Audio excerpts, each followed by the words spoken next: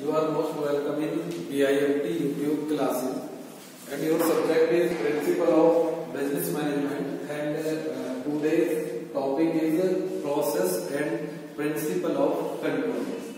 आज जो हम डिस्कशन करेंगे वो process of controlling and what are the principles of controlling, दोनों टॉपिक को डिस्कस करेंगे। इससे पहले लेक्चर में जो हमने डिस्कस किया था कि भाई व्हाट इज कंट्रोलिंग, कंट्रोलिंग आपकी क्या होती है, what are the characteristics of controlling, importance of controlling, and last में हमने डिस्कस किया था लिमिटेशंस या आपकी डिसएडवांटेज ऑफ कंट्रोलिंग। तो आज हम स्टार्ट करेंगे कि भाई प्रोसेस ऑफ कंट्रोलिंग क्या होता है, क्योंकि हमने पहले लेक्चर में पढ़ा था कि कंट्रोलिंग ये होती है, इस तरीके से काम करती है, लेकिन जब हम कंट्रोलिंग की बात करते हैं तो उसका प्रोसेस जो होता है वो आपका किस तरीके से होता है। ठीक है, तो बेसिकली जब हम कंट्रोलिंग की प्रोसेस ऑफ कंट्रोलिंग की बात करते हैं तो उसके अंदर हमारे 4 स्टेप्स होते हैं प्रोसेस ऑफ कंट्रोलिंग के अंदर। जैसे फर्स्ट जो आपका स्टेप है वो है एस्टैब्लिशमेंट ऑफ स्टैंडर्ड्स। ठीक है, फर्स्ट क्या है आपका establishment of standards. Second one है आपका measurement of actual performance. Third है आपका comparison of actual performance with standards. और आपका फोर्थ वन क्या है कि करेक्टिव एक्शन इफ नेसेसरी। ठीक है, तो अब हम इसमें सबसे पहले डिस्कस करेंगे आपका इस्टेब्लिशिंग स्टैंडर्ड्स।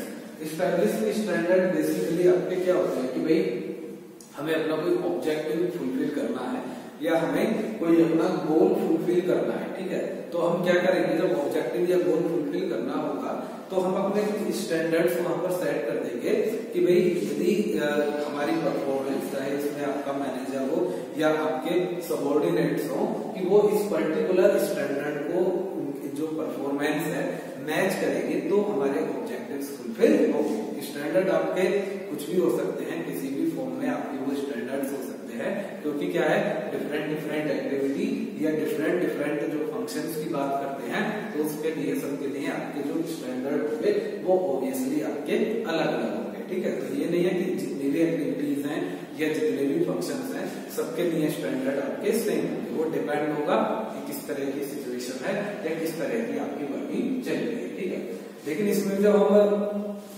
एस्टैब्लिशिंग स्टैंडर्ड की बात करते हैं तो वहां पर कुछ स्टैंडर्ड जो होते हैं आपके मेजरेबल होते हैं और आपके टेंजिबल होते हैं। ठीक है, tangible in the sense of कि यहाँ पर इन द फॉर्म ऑफ हम कॉस्ट देखते हैं कि हमने एक्सपेक्टेड कॉस्ट क्या रखी है और कितनी एक्चुअल में अब तक कॉस्ट वहां पर हमारी आ चुकी है।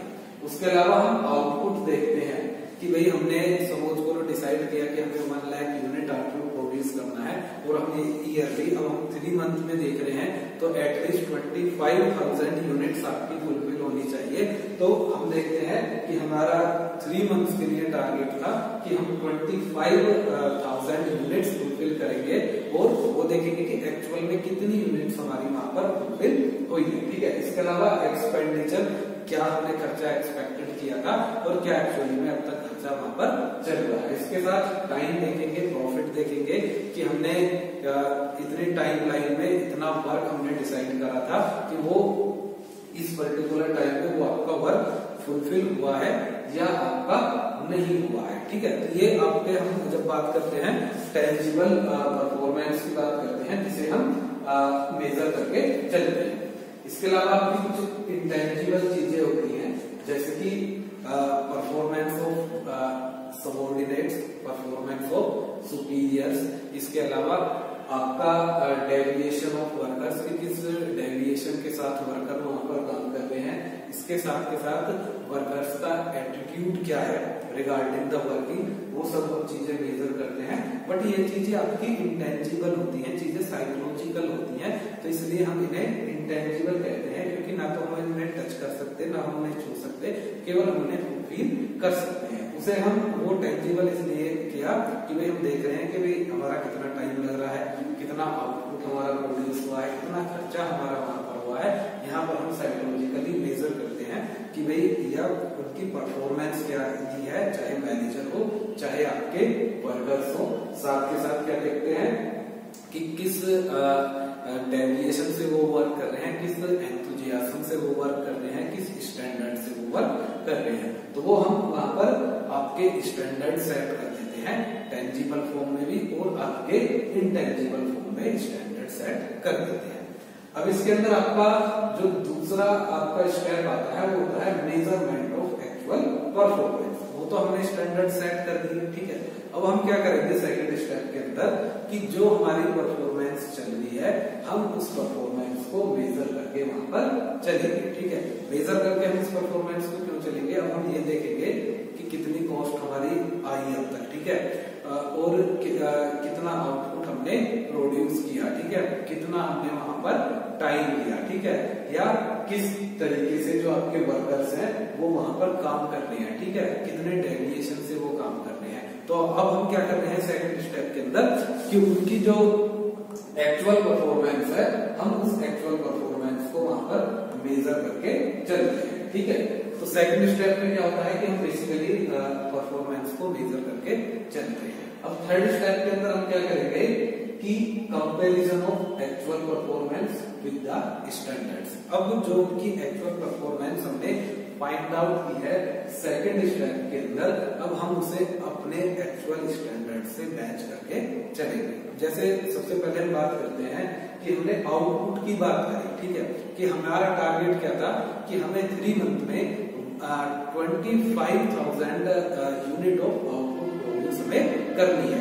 अब हमने क्या देखा, हमें और एक्चुअल में क्या हमें फाइंड आउट हुआ, यदि 25,000 यूनिट हमारी हो जाती है या फॉर एग्जांपल 23 या 24,000 यूनिट भी रह जाती हैं, तो इट मींस क्या हो रहा है कि कहीं ना कहीं हमारी जो एक्चुअल परफॉर्मेंस है और जो हमारी स्टैंडर्ड परफॉर्मेंस है जो हम चाह रहे हैं वो कहीं ना कहीं मैच हो रही है।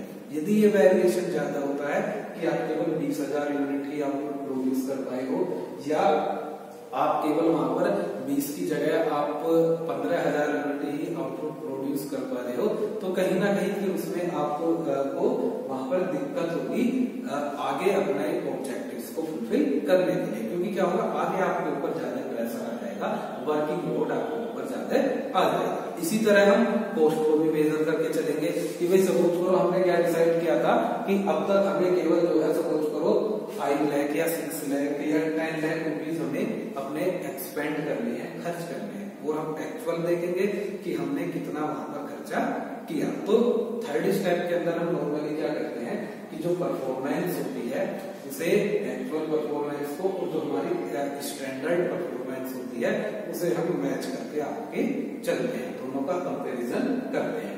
फिर उसके बाद आपका आता है फोर्थ स्टेप या जो आपका एक तरीके से लास्ट स्टेप आता है वो आता है टेकिंग करेक्टिव एक्शन, ठीक है, इफ नेसेसरी।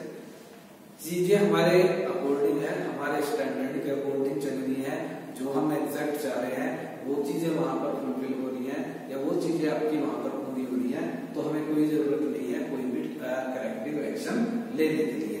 लेकिन यदि गैप आ रहा है, यदि आपकी मिसमैच चीजें हो रही हैं, तो हमें ऑब्वियसली वहां पर क्या करना होगा, हमें ऑब्वियसली वहां पर करेक्टिव एक्शंस हमें वहां पर लेने होंगे, क्योंकि हम परफॉर्मेंस कुछ और चाह रहे हैं और परफॉर्मेंस वहां पर आपकी कुछ और आ रही है, ठीक है। तो लास्ट वाले स्टेप के अंदर हम क्या करते हैं, taking corrective action if necessary. Standard और एक्चुअल परफॉर्मेंस मैच हो रही है, well and good, no need for any corrective measures या no need for any corrective action. But performance आपकी मैच नहीं हो रही तो वहां पर नेसेसरी हो जाते हैं आपके करेक्टिव एक्शंस लेने और साथ के साथ आपकी चीजों को आगे भी और अच्छी तरीके से कंटिन्यूली उन्हें मेजर करने के लिए। अब ये तो इसका बात करी हमने कि भाई क्या प्रोसेस होता है इसका आपके कंट्रोलिंग का। आगे हम डिस्कस करेंगे कि भाई प्रिंसिपल्स आपके क्या क्या है कंट्रोलिंग के। तो सबसे पहला प्रिंसिपल है इसमें ऑब्जेक्टिव्स। ऑब्जेक्टिव्स की यदि हम बात करें तो कंट्रोलिंग का प्रिंसिपल क्या कहता है कि भाई आप कंट्रोलिंग करते हो तो इट मींस क्या होना, उसका ऑब्जेक्टिव ये होना चाहिए कि यदि चीजें सही है तो आप उन्हें सही वे में इलैबोरेट करो, और यदि आपको कहीं पर कुछ करेक्टिव एक्शन लेने हैं या आपको वहां पर कुछ चीजों को चेंजेस करना है तो आप उन्हें वहां पर चेंजेस करके चलिए। ये इसका आपका फर्स्ट प्रिंसिपल है। सेकंड जो इसका प्रिंसिपल है वो है आपका interdependency of plan and control. कहीं ना कहीं जो आपका प्लान होता है, जो आपके कंट्रोल होता है, वो इंटरडिपेंडेंस होते हैं, एक दूसरे के ऊपर इंटरडिपेंडेंट होते हैं। तो हमें इस बात का ध्यान रखना होता है जब हम कंट्रोलिंग की बात करते हैं कि जो हमारा प्लान है हम उसके अकॉर्डिंग ही चीजों को मेजर करके चलें, उस प्लान के ही अकॉर्डिंग चीजों को हमें कंट्रोल करके चलना होगा। ये भी नहीं है कि वो प्लान कुछ है, आपने जैसे मैंने इसमें डिसएडवांटेज में बताया था आपको कि आपने क्या किया, बहुत ज्यादा हाई स्टैंडर्ड्स वहां पर सेट कर दिए और वो आपके मैच ही नहीं हो पाए। प्लान है, जिस प्लान के अकॉर्डिंग ही आप अपने जो भी आपके कंट्रोलिंग स्टैंडर्ड्स होते हैं, आप उन कंट्रोलिंग स्टैंडर्ड्स को बनाइए और फिर उसके बाद ही उन्हें मैच कीजिए। नेक्स्ट है कि कंट्रोल रेस्पॉन्सिबिलिटी। कंट्रोल रेस्पॉन्सिबिलिटी का मतलब क्या होता है कि जो भी आपको सुपीरियर है, जो भी आपको लीड करके चल रहा है, उसे रेस्पॉन्सिबिलिटी लेनी होती है कंट्रोलिंग की। ठीक है, चीजें या जो भी फंक्शंस या जो भी एक्टिविटीज होती हैं उन्हें कंट्रोल करने के लिए। इसलिए हम क्या कहते हैं कि जो कंट्रोलिंग जो हम करते हैं वो कंटिन्यूली करके चलते हैं, क्योंकि हमने कहीं पर भी थोड़ी बहुत कहीं पर भी हमने कुछ लापरवाही करी या केयरलेस की, तो कहीं ना कहीं जो एक गैप स्टार्टिंग में आया है वो गैप आपका आगे बढ़ते बढ़ते जो है वो गैप आपका बहुत ज्यादा हो जाएगा, वो गैप आपका बहुत लार्ज हो जाएगा, जिसे हम फिर इजीली फुलफिल नहीं कर सकते। अब यदि हम बात करें मेनली जितने भी आपके गवर्नमेंट प्रोजेक्ट्स होते हैं, जैसे आप आज की बात करें तो फिलहाल टाइमली आपके पूरे हो जाते हैं, लेकिन पहले क्या था कि भाई किसी प्रोजेक्ट की हमने टाइमलाइन दी 5 ईयर, ठीक है, लेकिन पता चला वो 5 ईयर की जगह जो है आपका 10 ईयर में जाके कंप्लीट हो रहा है। तो उसका मेन रीजन यही है कि चीजें वहां पर सही से मेजर नहीं हो रही थी, सही से परफॉर्मेंस नहीं देख रहे थे, सही से आपकी कंट्रोलिंग नहीं हो रही थी। अब सपोज करो हमें कोई हाईवे बनाना 100 किलोमीटर का 5 ईयर के अंदर, तो हमें ये तो देखना पड़ेगा कि भाई 1 साल के अंदर एटलीस्ट 20 किलोमीटर का तो आपका जो भी हाईवे है या जो भी आपकी रोड है वो कंप्लीट होनी चाहिए। अब हो क्या रहा है, वो 5 साल का काम जो है 8 साल में जाके पूरा हो रहा है। तो कहीं ना कहीं जो हमने स्टैंडर्ड सेट किए थे और जो एक्चुअल में चीजें होती हैं उनमें कहीं ना कहीं आपका गैप आ रहा है, जिसकी वजह से ये दिक्कतें हमें फेस करनी हो रही है। नेक्स्ट है principle of control. Principle of control being in conformity to organization pattern. Next क्या है कि आप जो भी प्रिंसिपल या जो भी प्रिंसिपल्स आपके होते हैं, जब आप उन्हें सेट करते हो तो वो आपके ऑर्गेनाइजेशन के पैटर्न के अकॉर्डिंग होने चाहिए। ये नहीं है कि भाई हमें तो सपोज करो मैं एक कंपनी का मैनेजर हूं और मुझे कंट्रोलिंग स्टैंडर्ड्स वहां पर सेट करने हैं, तो मैं उसके अकॉर्डिंग ही तो वहां पर जो आपके कंट्रोलिंग स्टैंडर्ड्स होंगे उन्हें सेट करके चलूंगा। ये थोड़ी नहीं है कि किसी जो भाई दूसरे ऑर्गेनाइजेशन के पैटर्न पर या किसी तीसरे ऑर्गेनाइजेशन के पैटर्न पर मैं उन प्रिंसिपल्स को वहां पर सेट करूंगा। नहीं, जो मेरी ऑर्गेनाइजेशन का पैटर्न है मैं उसी पैटर्न के बिहाफ पर जो है अपने जो भी हमारे प्रिंसिपल्स हैं या जो भी हमारे ऑब्जेक्ट जो भी हमारे स्टैंडर्ड्स हैं मैं उन्हें वहां पर सेट करके चलूंगा। ठीक है, इसके बाद आता है आपका नेक्स्ट आता है आपका एफिशिएंसी ऑफ कंट्रोल।